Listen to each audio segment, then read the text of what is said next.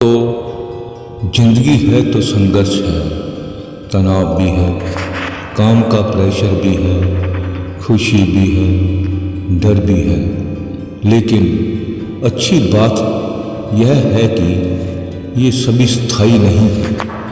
समय रूपी नदी के प्रवाह में से सब प्रवाहमान है। कोई भी परिस्थिति चाहे खुशी की हो या गम की, कभी स्थायी नहीं होती, समय के अविरल प्रभाव में विलीन हो जाती है। हम अपने आप को कई बार दुख, तनाव, चिंता, डर, हताशा, निराशा, भय, रोग इत्यादि के मकड़ जाल में फंसा हुआ पाते हैं।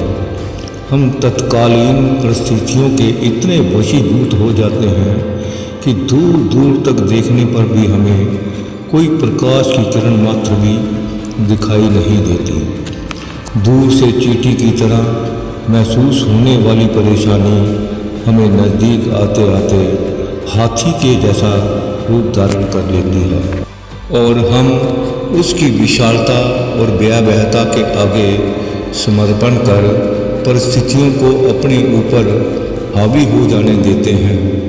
वो परिस्थिति हमारे पूरे वजूद को हिला डालती है, हमें हताशा, निराशा के बवर में उलझा जाती है। एक एक क्षण पहाड़ सा प्रतीत होता है और हमसे ज़्यादातर लोग आशा की कोई किरण न देख पाने के कारण हताश होकर परिस्थिति के आगे हथियार डाल देते हैं।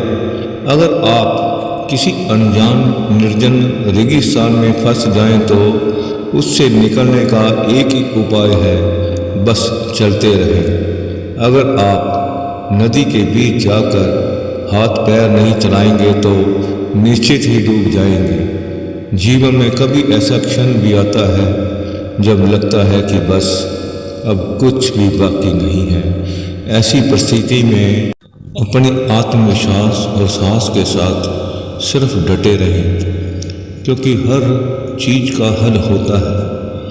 आज नहीं तो कल होता है। एक बार एक राजा की सेवा से प्रसन्न होकर एक साधु ने उसे एक ताबीज़ दिया और कहा कि राजन, इसे अपने गले में डाल लो और ज़िंदगी में कभी ऐसी परिस्थिति आए कि जब तुम्हें लगे कि बस अब तो सब खत्म होने वाला है, परेशानी के घोर में अपने को फंसा पाओ, कोई प्रकाश की किरण नज़र न आ रही हो, हर तरफ निराशा और हताशा हो, तो तब तुम इस ताबीज़ को खोल कर इसमें रखे कागज़ को पढ़ना उससे पहले नहीं। राजा ने वह ताबीज़ अपने गले में पहन लिया। एक बार राजा अपने सैनिकों के साथ शिकार करने घने जंगल में गया। एक शेर का पीछा करते करते राजा अपने सैनिकों से अलग हो गया और दुश्मन राजा की सीमा में प्रवेश कर गया। घना जंगल और सांझ का समय, तभी कुछ दुश्मन सैनिकों के घोड़ों की टापों की आवाज़ राजा को आई और उसने भी अपने घोड़े को ऐंठ लगाई। राजा आगे आगे, दुश्मन सैनिक पीछे पीछे। बहुत दूर तक भागने पर भी राजा उन सैनिकों से पीछा नहीं छुड़ा पाया। भूख प्यास से बेहाल राजा को तभी घने पेड़ों के बीच में एक गुफा सी दिखी। उसने तुरंत स्वयं और घोड़े को उस गुफा की आड़ में छिपा लिया और सांस रोक कर बैठ गया। दुश्मन के घोड़ों के पैरों की आवाज़ धीरे धीरे पास आने लगी। दुश्मनों से घिरे हुए अकेले राजा को अपना अंत नज़र आने लगा। उसे लगा कि बस कुछ ही क्षणों में दुश्मन उसे पकड़कर मौत के घाट उतार देंगे।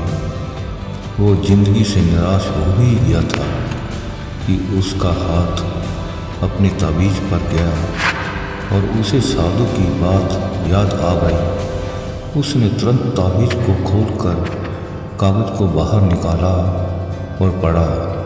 उस पर्ची पर लिखा था, यह भी कट जाएगा। राजा को अचानक ही जैसे घोर अंधकार में एक ज्योति की किरण दिखी। डूबते को जैसे कोई सहारा मिला।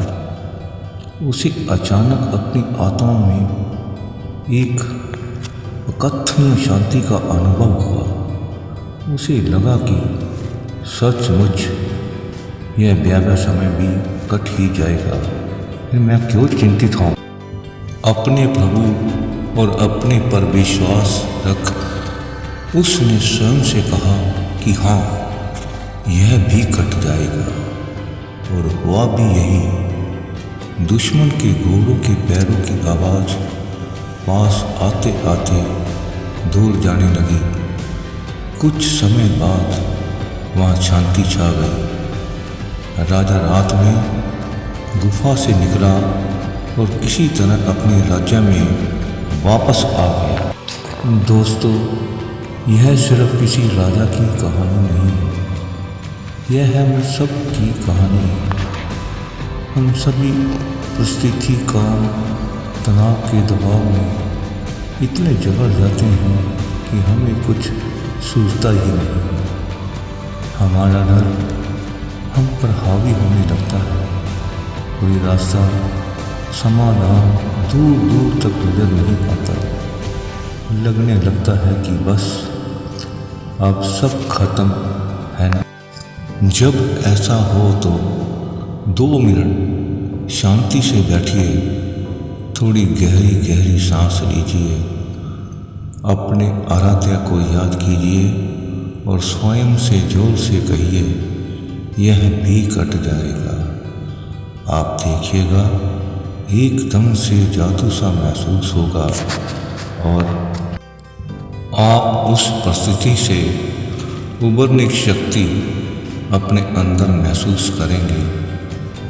आजमाया हुआ है, बहुत कारगर है। आशा है जैसे यह सूत्र मेरे जीवन में मुझे प्रेरणा देता है, आपके जीवन में भी प्रेरणादायक सिद्ध होगा।